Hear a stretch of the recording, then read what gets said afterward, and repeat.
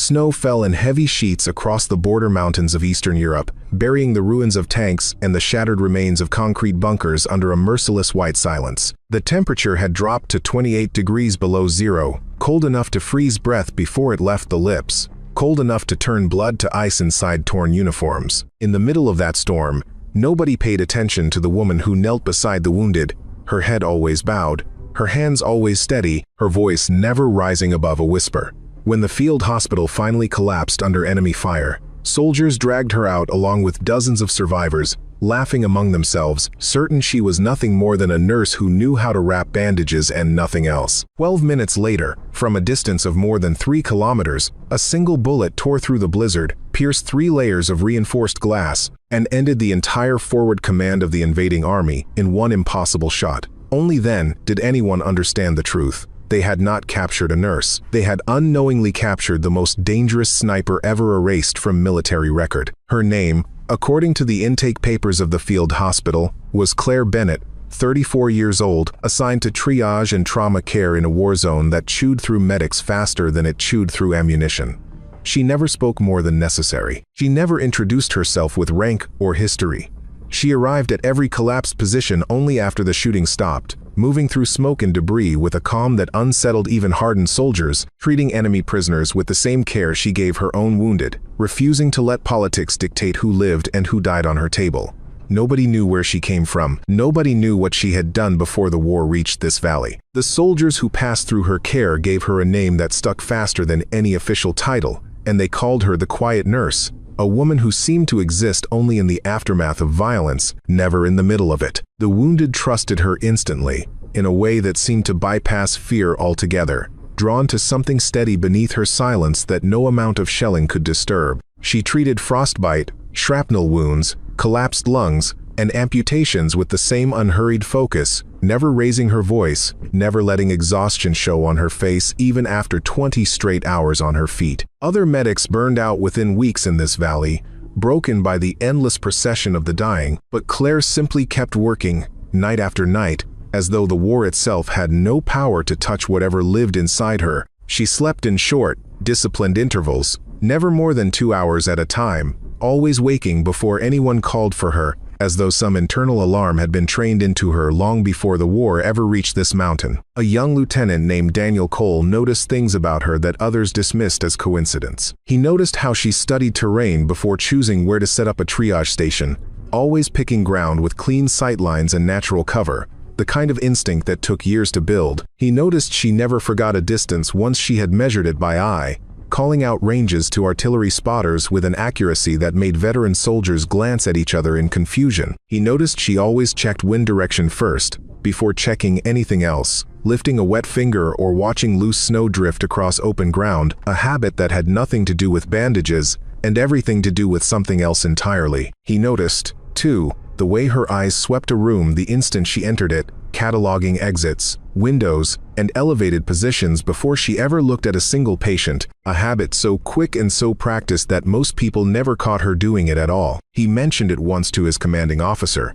who laughed it off as nerves and coincidence, telling him that war made everyone see ghosts where there were none. Cole let it go outwardly, but he kept watching her from a distance, unable to shake the feeling that the quiet nurse carried a second life buried somewhere beneath the first. He began to notice small scars along her forearms that did not match the shape of surgical accidents, old and precise, the kind left by years of carrying heavy equipment strapped tight against the skin. He said nothing further to anyone, filing the observation away in the back of his mind the way soldiers learn to file away anything that does not fit neatly into the story they have been told. Then the storm came, and with it, the beginning of the end for the valley they had all been defending. The enemy launched a full offensive in the heart of the blizzard, using the whiteout as cover to push armor and infantry through positions that should have been impossible to approach undetected. Artillery opened up before dawn, shells falling in tight, coordinated patterns that shredded the outer defenses within the first hour. Radios screamed with contradictory orders. Command posts lost contact with forward units one after another,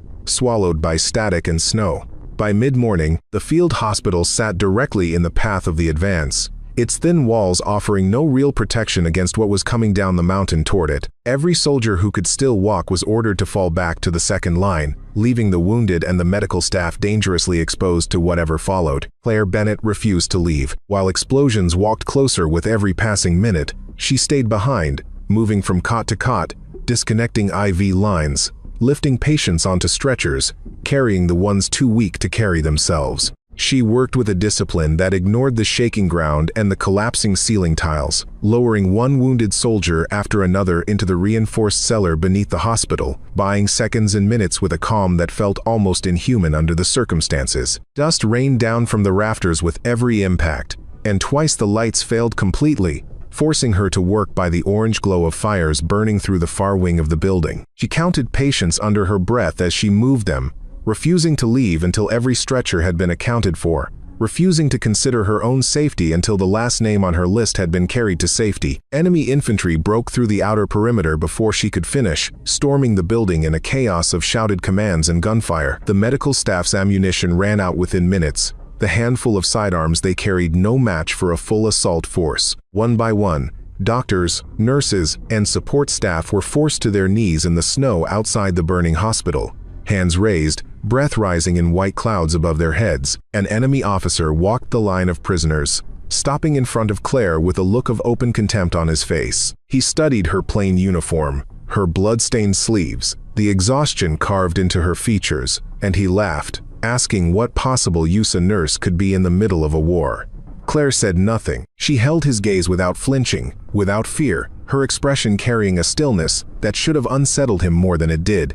The officer turned away, already losing interest, ordering his men to move the prisoners toward the transport vehicles waiting on the ridge above. As the line of captives began to move, the officer glanced back once, deciding almost as an afterthought that the quiet one should be brought to command headquarters for questioning rather than held with the others. It was a decision he would not live long enough to regret. The convoy wound down through the mountain roads under heavy escort, snow chains grinding against ice, headlights barely cutting through the storm. Prisoners sat pressed together in the back of an open truck, wrists bound, breath fogging in the frigid air, none of them speaking for fear of drawing attention from the guards seated across from them. Claire kept her head down like the others, but her eyes remained active beneath lowered lashes, tracking the turns of the road, counting checkpoints, memorizing every gap in the perimeter fence that flickered past through the falling snow. Among the guards assigned to the transport was a young sniper named Aaron Wells, a soldier with sharp instincts and an eye trained to notice things that most people missed entirely. He found himself watching Claire through the small window of the prisoner truck, and the longer he watched, the more uneasy he became. He noticed the way she walked when they stopped for a checkpoint, weight balanced evenly, steps measured rather than stumbling like the other exhausted prisoners around her. He noticed the way her eyes moved across the landscape outside, quietly cataloging elevation changes, distances, and angles the way a soldier scans a battlefield rather than the way a civilian looks at scenery. Something about her stirred an old memory buried deep in his training. A story passed between snipers in hushed voices around cold campfires, a legend that most dismissed as myth. They called that legend the White Ghost, a female marksman who had vanished from every record years earlier, credited with kills that defied both range and reason, a name spoken with equal parts fear and disbelief. Wells mentioned his suspicion to a superior officer during a brief stop, only to be met with dismissive laughter and a suggestion that exhaustion was affecting his judgment. Nobody wanted to believe that the quiet, blood-stained woman sitting silently in the corner of the truck could be anything more than what she appeared to be. Wells let the matter drop outwardly, but internally, he kept watching her every movement, unable to shake the feeling that he was guarding something far more dangerous than a captured nurse. Inside the transport, hidden from view beneath layers of torn fabric, Claire's fingers worked slowly and silently at the lining of her sleeve. She found the thin steel needle she had sewn into the seam months earlier, a tool kept for exactly this kind of moment. Small enough to escape every search that had ever been performed on her, she palmed it carefully, feeling its familiar weight against her skin, waiting for the right moment with the patience of someone who had spent years learning that patience was the difference between survival and death. As the convoy rolled to a stop outside a heavily fortified compound built into the side of the mountain, Claire's gaze drifted toward an open supply depot near the perimeter fence. Through the falling snow, she caught a glimpse of confiscated weapons stacked along the far wall, and among them, the unmistakable silhouette of a long-range rifle resting inside an open crate. The compound where the prisoners were held had once been a mining facility, its thick stone walls repurposed into a forward command base for the enemy's regional operations. Claire was separated from the other captives and placed in a small holding room near the officers' quarters, guarded but not heavily restrained, since nobody believed a quiet nurse posed any real threat. From the narrow slit of a window in her cell, she began a slow and deliberate study of everything within view, memorizing the pattern of guard rotations that shifted every 4 hours, tracking the direction and strength of the wind as it howled across the ridge outside, noting the placement of floodlights and where their beams left pockets of shadow along the compound wall. She watched sentries pace their routes with mechanical precision, and she watched the storage building where the weapons had been taken, calculating distances between her cell and every point that mattered. She spent the first full day doing nothing but watching, letting her captors grow comfortable with her stillness, letting the guards assigned to her door relax into routine boredom. She noted which sentry favored his left leg after an old injury, slowing his pace on that side of the compound by nearly a full second with every pass. She noted the exact moment the floodlights along the north wall flickered, a faulty connection that plunged that stretch of fence into darkness for roughly 3 seconds every rotation. Nothing she observed was wasted. Every detail became a piece of a plan that had not yet fully formed in her mind, but that her instincts were already assembling without her conscious effort, the way a body remembers how to swim long after the mind has forgotten the lessons. A young enlisted soldier named Thomas Voss was assigned to bring food and water to the prisoners twice a day, a task he performed with visible discomfort, clearly unhappy with the treatment of captives who posed no threat to anyone. On one especially brutal night, when the temperature inside the unheated holding room dropped low enough to threaten frostbite, Claire noticed the early signs of hypothermia setting into another prisoner chained near her, and despite her own restraints, she guided the man through breathing techniques and positioning that kept his blood moving until morning. Voss witnessed the entire exchange through the door slot, stunned by the calm authority in her voice, the practiced ease with which she diagnosed a life-threatening condition in near total darkness. He began to suspect, quietly and without telling anyone, that the woman in that cell was far more than she pretended to be. That night, while the storm outside reached its peak and visibility dropped to almost nothing, Claire finally used the hidden needle to work the lock mechanism on her restraints, a skill drilled into her so many years earlier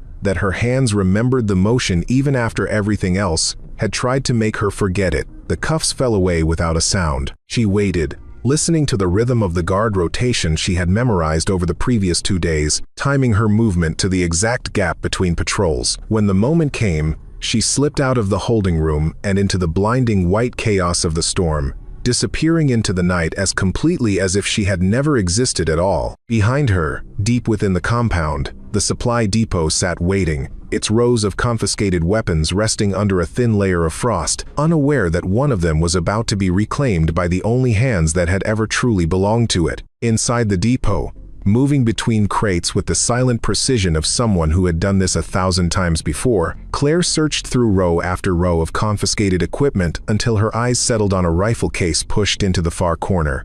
Older and more worn than anything around it, snow had drifted in through a broken vent above, dusting the tops of the crates in pale white, and her breath hung in front of her face as she knelt and worked the rusted latches free one by one. She lifted the lid carefully, and beneath a layer of protective cloth, she found a weapon that did not belong to this war at all. A rifle built for a different conflict entirely, its stock carved with markings that only she would ever recognize. Her fingers traced the faded grooves along the wood, old scars from old missions, and for a moment, the noise of the storm outside seemed to fade into something distant and unimportant. She counted the marks the way another person might count photographs in an old album, each one attached to a memory she had spent years trying not to revisit, each one a name she had never spoken aloud since the day she left that life behind. This was not a random weapon pulled from enemy stockpiles. This was the rifle she had carried years earlier, before everything changed, before she buried that version of herself under bandages and quiet footsteps.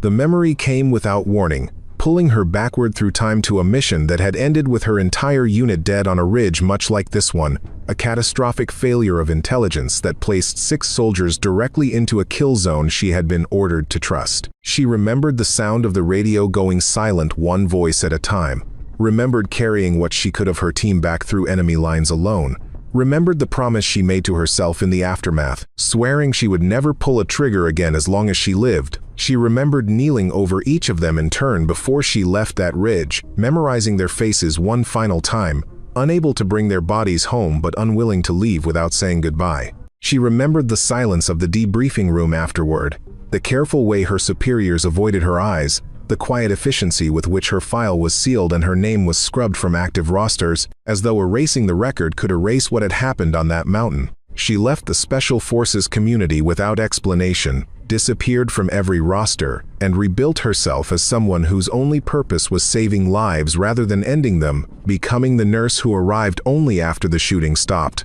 never in the middle of it. She trained for years in trauma medicine with the same intensity she had once poured into marksmanship, treating every saved life as a small repayment against a debt she could never fully settle. For years, that promise had held, carrying her through hospital wards and field triage stations across half a dozen conflicts, always arriving late enough to avoid the violence, always leaving before anyone asked too many questions. Tonight, staring at the rifle that had once been an extension of her own body, she understood that the promise could not survive what was coming. Her hands moved with practiced certainty as she loaded the first round into the chamber, the mechanical click echoing louder in her mind than it did in the frozen air around her, a sound she had not heard in years and had hoped never to hear again. There was no hesitation in the motion, only the quiet resignation of someone accepting a role she had spent a long time trying to outrun. Somewhere beyond the storm, inside the heavily reinforced command post at the heart of the compound, the entire senior leadership of the regional offensive was gathering for a strategy meeting,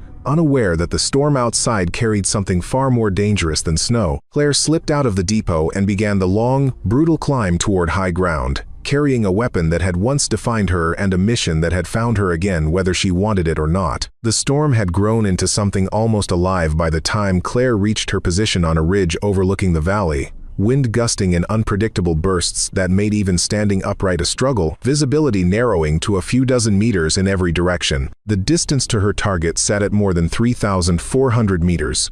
A shot that existed at the outer edge of what any rifle could theoretically achieve, made almost impossible by the terrain standing between her and the command post. Between Claire and the building lay a dense stretch of pine forest, a shallow valley that funneled wind unpredictably along its length, and layers of drifting snow that scattered light and distorted every visual reference point she might have used to judge distance. Inside the reinforced command post, warm light glowed behind thick panes of ballistic glass, where senior officers moved between maps and radios, coordinating an offensive that had already crushed 3 defensive lines in less than 2 days. None of them imagined that anything human could reach them from this far away, through weather this violent, with visibility this poor. Claire settled into position on frozen ground, ignoring the cold that had already begun creeping through her clothing, focusing entirely on the calculations unfolding in her mind. She measured wind speed by watching snow drift across open ground at 3 different elevations along her sightline,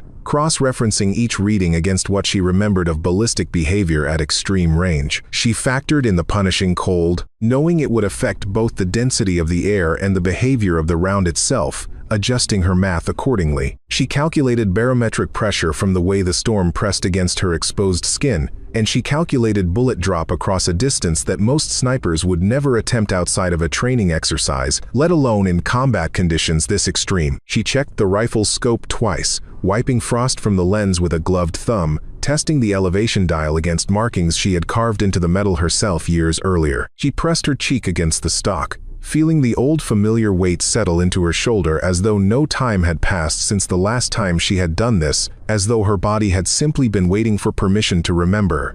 Every variable stacked against her, and every variable was one she had spent years training to master before she ever thought about walking away from this life. She thought, briefly, of the promise she had broken tonight, and then she set the thought aside, because there was no room left in her mind for anything but the shot in front of her. She steadied her breathing, drawing it down into something slow and controlled, feeling her heartbeat settle into the rhythm she needed for a shot this demanding. Her finger found the trigger with the same familiarity it had always carried, muscle memory bypassing years of self-imposed exile in an instant. The wind gusted hard across the ridge, and she waded through it, patient in a way that few people could ever understand, letting the storm reveal its rhythm before committing to anything irreversible. In the brief lull that followed, with the world reduced to nothing but her breath, her heartbeat, and the faint outline of the command post far below, Claire held completely still, emptied her lungs, and pulled the trigger. The bullet vanished into the storm the instant it left the barrel, swallowed by snow and darkness, leaving no visible trace of where it had gone or whether it would ever arrive at all. 10 seconds of silence followed, an agonizing stretch of time in which nothing in the valley below gave any indication that anything had happened, the storm continuing to howl indifferently across the ridge as though the shot had simply dissolved into nothing. Then, without warning, the reinforced glass of the command post shattered outward in a violent spray, the round punching through 3 layers of ballistic protection that had been engineered to stop exactly this kind of attack. It struck the heart of the command position with catastrophic force, tearing through communication equipment and critical personnel in a single devastating instant. The building's primary power system failed almost immediately afterward, plunging half the compound into darkness, while a secondary explosion tore through an ammunition storage area positioned dangerously close to the main structure. Within minutes, the entire command structure of the regional offensive had been reduced to chaos, officers scrambling through smoke and debris with no idea what had just happened or where the attack had originated from. A senior officer, bleeding from a gash along his forehead, staggered through the wreckage, screaming a single word into the darkness. A word that captured the disbelief of everyone around him. "Impossible," he shouted, unable to reconcile what he was seeing with anything he understood about warfare, about distance, about the limits of what a single bullet could accomplish through weather this severe. No one could explain how a shot fired from beyond 3 kilometers, through a blizzard thick enough to blind radar, had found its way through reinforced glass with pinpoint precision. Engineers who examined the wreckage in the hours that followed found the entry point of the round and simply stood in silence, unable to offer any explanation that satisfied the officers demanding answers. Communication with the wider regional command collapsed almost entirely in the first 30 minutes, forcing subordinate units to make decisions without direction for the first time since the offensive began. Convoys idled on mountain roads awaiting orders that never came. Artillery batteries fell silent, their fire missions unconfirmed by a command structure that no longer existed in any functional sense. Within the hour, as the extent of the damage became clear and the offensive's entire command structure lay in ruins, a new order rippled outward across every unit in the region, an order demanding the immediate identification and capture of whoever had fired that shot. Somewhere in the chaos, an old file was pulled from storage, a name whispered between officers who remembered the legend from years earlier. The hunt for the White Ghost had officially begun. Hundreds of soldiers poured into the surrounding mountains within hours, supported by surveillance drones struggling against the storm, tracking dogs straining against leashes in the freezing wind, and specialized sniper teams, assigned specifically to counter whatever threat had just crippled the entire regional command. Every checkpoint tightened, every patrol doubled. The compound that had held Claire only a day earlier now sat surrounded by reinforcements, desperate to prevent a repeat of what had just happened. Officers pinned maps to walls and drew search radii in red ink, certain that no one could survive long in weather this extreme without shelter, without supplies, without a support network to fall back on. But Claire moved through the mountains like something the storm itself refused to reveal, constantly shifting position, using terrain and weather with an expertise that turned the blizzard into her greatest advantage rather than her greatest obstacle. She used decades-old survival knowledge to erase her tracks almost as quickly as she made them, letting fresh snow bury every trace of her passage within minutes. When a drone passed low overhead, its camera struggling against the whiteout, she pressed herself flat against a rock face already caked in frost, becoming indistinguishable from the landscape around her until the machine's engine faded back into the storm. When tracking dogs picked up a trail near a frozen stream, she doubled back through the running water itself,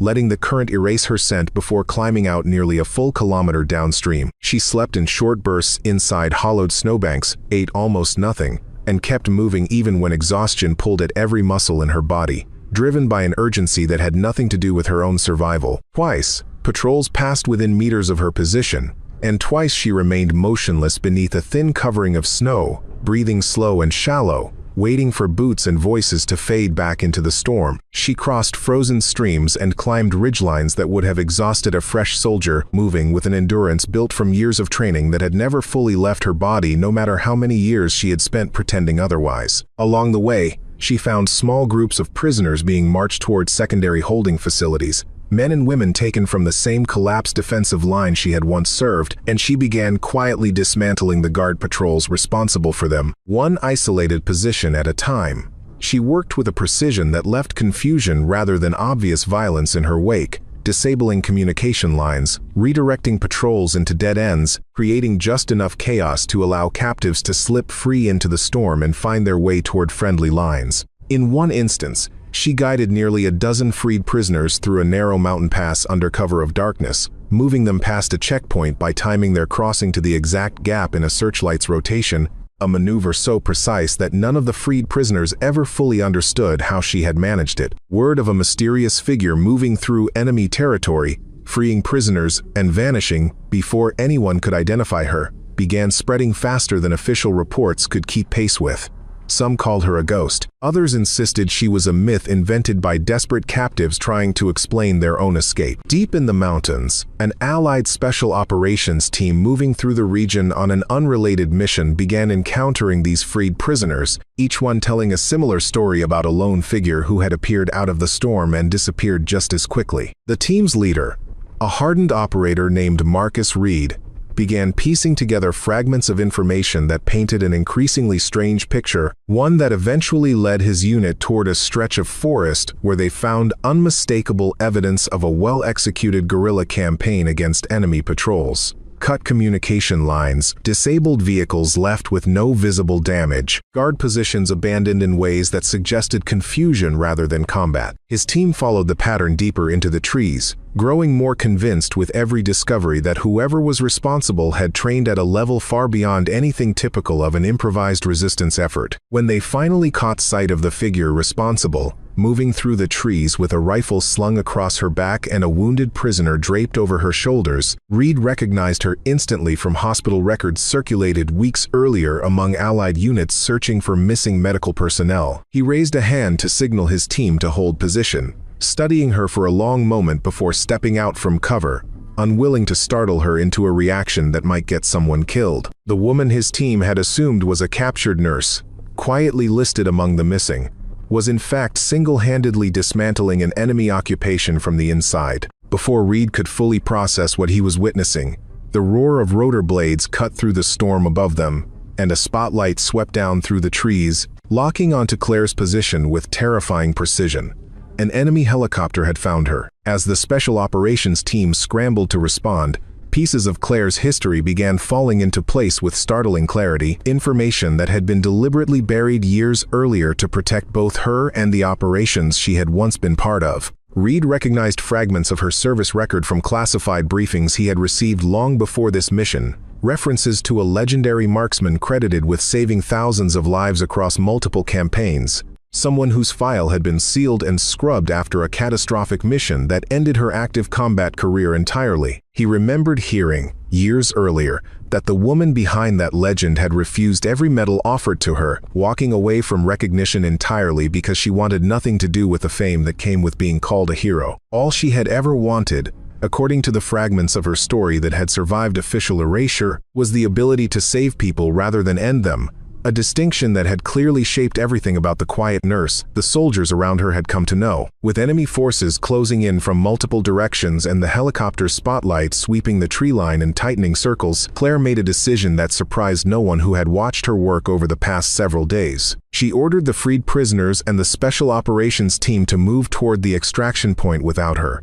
choosing instead to hold the rear position and buy them the time they needed to escape. She took up a defensive position among the rocks, using the terrain exactly as she had used it days earlier against the command post, turning the storm and the darkness into weapons of their own. Enemy soldiers pushed through the tree line in increasing numbers, drawn by the helicopter's spotlight and the sound of gunfire converging on her position with the kind of overwhelming force meant to end any resistance quickly and permanently. Claire held her ground anyway, methodical and unshaken, buying every second she could for the people now moving toward safety behind her. Reed refused to leave her behind once the extraction team reached a safe distance, turning his unit back toward the sound of gunfire despite protests from his own subordinates about the risk involved. His team moved fast through the storm, cutting through enemy positions with coordinated precision, fighting their way back toward the ridge where Claire continued to hold off a force that vastly outnumbered her. The battle that followed stretched across several brutal minutes, explosions and gunfire tearing through the blizzard as both sides fought for control of a position that had,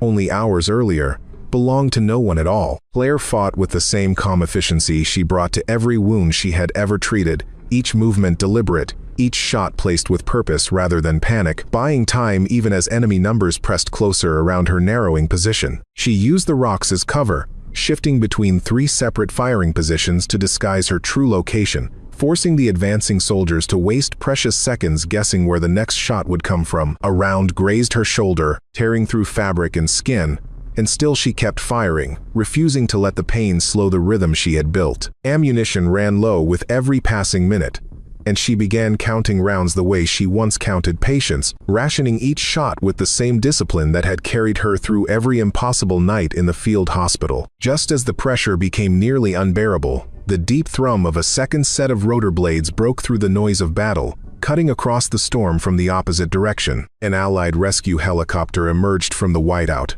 guns already trained on the enemy line below. The rescue helicopter's arrival shattered what remained of the enemy's coordinated assault, forcing a hasty retreat as suppressive fire from above tore through their exposed positions along the ridge. Reed's team pushed forward through the chaos, reaching Claire just as the last organized resistance around her began to collapse, and together they fell back toward the clearing where the helicopter had touched down amid swirling snow and wreckage. The offensive that had crushed 3 defensive lines and captured an entire field hospital's worth of prisoners collapsed within days of losing its command structure, unable to recover from a single shot that had removed its leadership in one devastating instant. Hundreds of captured soldiers and civilians were recovered from holding facilities across the region as enemy forces retreated in disarray, their entire regional strategy unraveling without the coordination that had once made it so effective. In the aftermath, as Allied forces moved through the recovered territory and began the slow process of rebuilding what the offensive had destroyed, Claire returned to what remained of the field hospital where this entire chain of events had begun.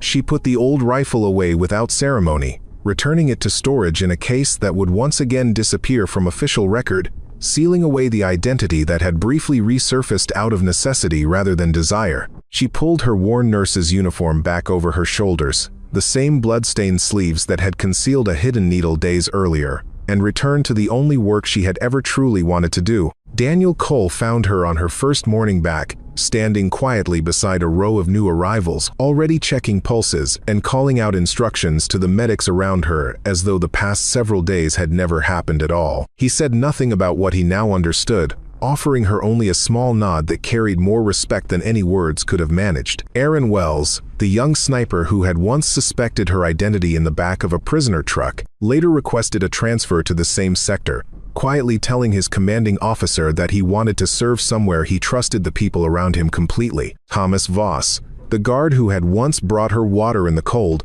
was found among the freed prisoners weeks later, having defected during the chaos of the retreat, and he asked to work beside her in the hospital, a request she granted without hesitation or explanation. She refused every request for an interview, turned away every officer who arrived, hoping to formally recognize what she had done, and declined a medal ceremony organized in her honor with the same quiet firmness she had shown the enemy officer who once mocked her. Marcus Reed tried twice to convince her to accept at least a private commendation, something for the record, something that would ensure her name was remembered accurately if nothing else. Both times, Claire simply shook her head and returned to her work, telling him that the record had already forgotten her once, and that she had built an entire life inside that forgetting. A young recruit, newly assigned to the rebuilt field hospital and unaware of everything that had happened only weeks earlier, approached Claire one afternoon while she changed a bandage on a wounded soldier's arm. He had heard fragments of the story from soldiers who whispered about a nurse who had once vanished into enemy territory and reappeared having crippled an entire offensive,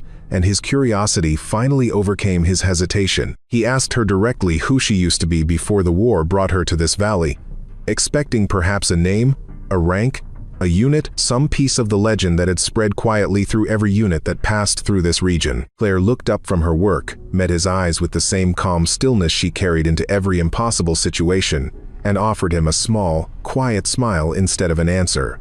"A nurse," she said, and returned to the bandage in her hands as though the question had never been asked at all. Snow continued to fall gently over the valley in the days that followed, softer now, without the violence of the storm that had once carried a bullet across more than 3 kilometers of impossible distance. Claire moved through the recovering field hospital exactly as she always had, arriving quietly beside every new patient, tending to wounds with hands that had once ended lives with the same precision they now used to save them. Somewhere in a storage room deep beneath the rebuilt hospital, the old rifle rested inside its case, wrapped in cloth, waiting in darkness for a mission that everyone hoped would never come again. The world around her remembered only the quiet nurse who had appeared at the edge of every battle to save whoever needed saving, never asking for recognition, never staying long enough to be thanked. And in the hush of the falling snow, far from the ruins of command posts and the silence of forgotten legends, Claire Bennett knelt once more beside a wounded soldier, checking his pulse, steadying her hands, and returning fully to the only life she had ever truly chosen for herself.